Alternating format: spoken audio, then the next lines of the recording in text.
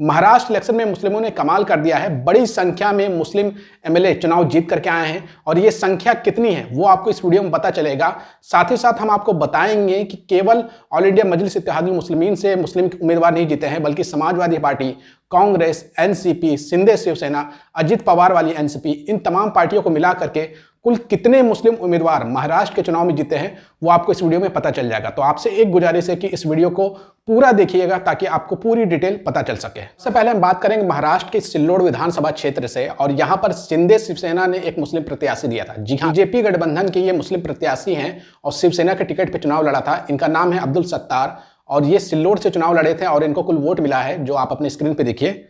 अब्दुल सत्तार को कुल वोट मिला है 1,37,960 और इन्होंने उद्धव ठाकरे वाली शिवसेना को हराया है 2,420 के वोट ऑफ मार्जिन से। उद्धव ठाकरे वाले शिवसेना को कुल वोट मिला है 1,35,540। यानी कि शिंदे शिवसेना के उम्मीदवार अब्दुल सत्तार ने एक छोटी जीत दर्ज की है कड़ी लड़ाई में। वहीं महाराष्ट्र की हम दूसरी विधानसभा क्षेत्र की बात करेंगे जहां पर मुस्लिम विधायक चुन करके आए हैं और उस विधायक का नाम है सना मलिक, जो कि एक मुस्लिम प्रत्याशी हैं और नवाब मलिक की बेटी हैं। ये अजित पवार वाली एनसीपी के टिकट से चुनाव लड़ रही थी अनुशक्तिनगर विधानसभा क्षेत्र से, और इनको जो कुल वोट मिला है वो आप अपने स्क्रीन पे देखिए। सना मलिक को कुल वोट मिला है 49,341 और इन्होंने हराया फहद अहमद को, जो कि स्वरा भास्कर के पति हैं और कड़ी लड़ाई हुई थी। केवल 3,378 वोट ऑफ मार्जिन से सना मलिक जीत पाई। फहद अहमद जो कि स्वरा भास्कर के पति हैं वो चुनाव लड़ रहे थे शरद पवार वाली एनसीपी पार्टी से, और इनको कुल वोट मिला है 45,963 और 3,378 वोटों से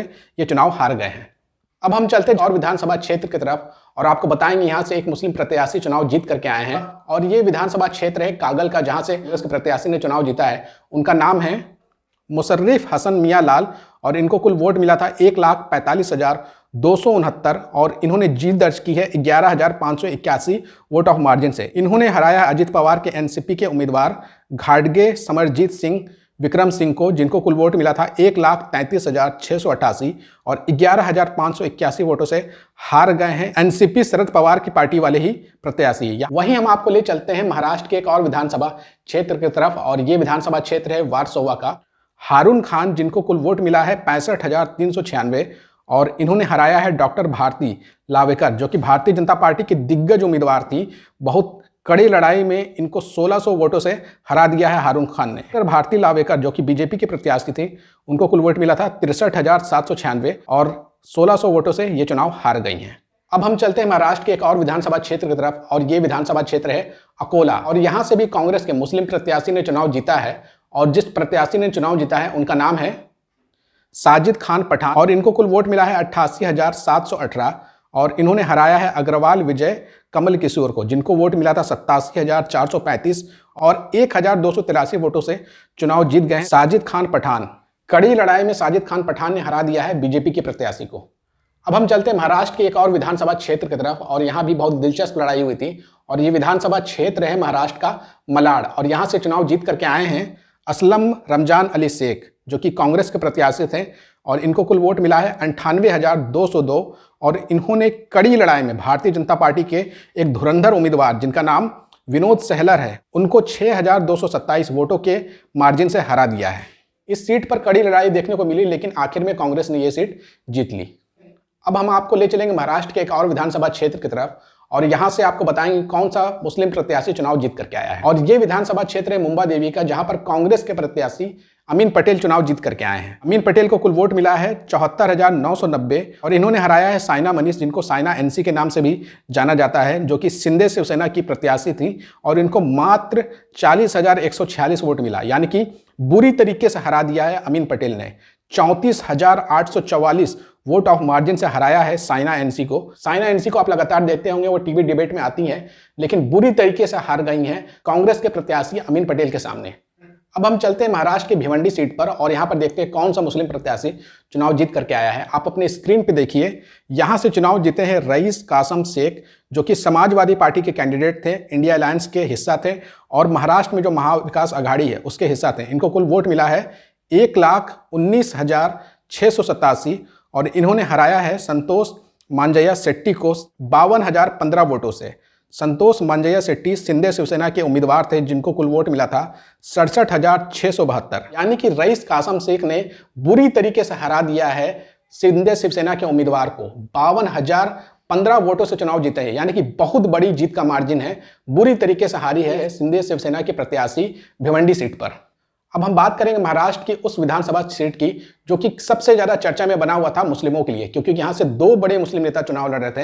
एक थे समाजवादी पार्टी के अबू आसिम आजमी, जो इस सीट पर 3 बार से लगातार एमएलए रह चुके थे। हम बात कर रहे हैं मानखुर्द शिवाजी नगर सीट की, जहां से अबू आसिम ने चुनाव जीता है और इस बार इनको कुल वोट मिला है 54,780 वोट मिला है अबू आसिम आजमी को।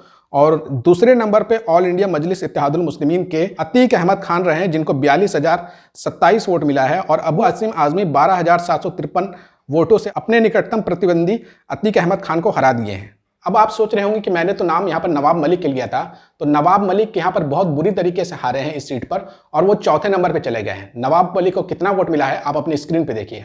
नवाब मलिक को कुल वोट मिला है 15,501 और 39,279 वोटों से हरा दिया है अबू आसिम आजमी ने।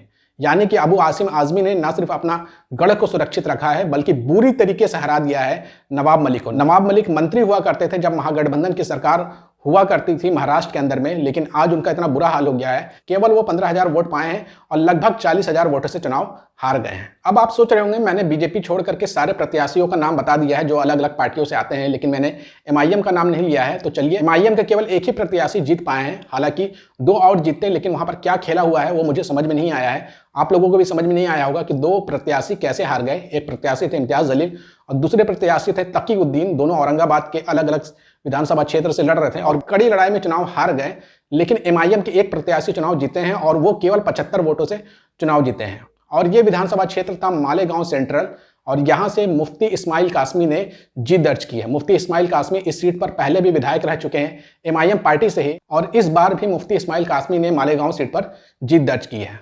मुफ्ती इस्माइल कासमी को कुल वोट मिले हैं 1,09,332 और इन्होंने हराया है आसिफ शेख राशिद को, जिनको कुल वोट मिला है 1,09,257 और 75 वोटों से जीत गए हैं मुफ्ती मोहम्मद इस्माइल अब्दुल खालिक। यानी कि यहाँ पर कड़ी लड़ाई हुई थी। एक इंडिपेंडेंट उम्मीदवार से, यहाँ पर कांग्रेस सपा का कोई नाम लेने वाला नहीं था। कड़ी लड़ाई में केवल 75 वोट से जीत पाए हैं मुफ्ती इस्माइल कासमी।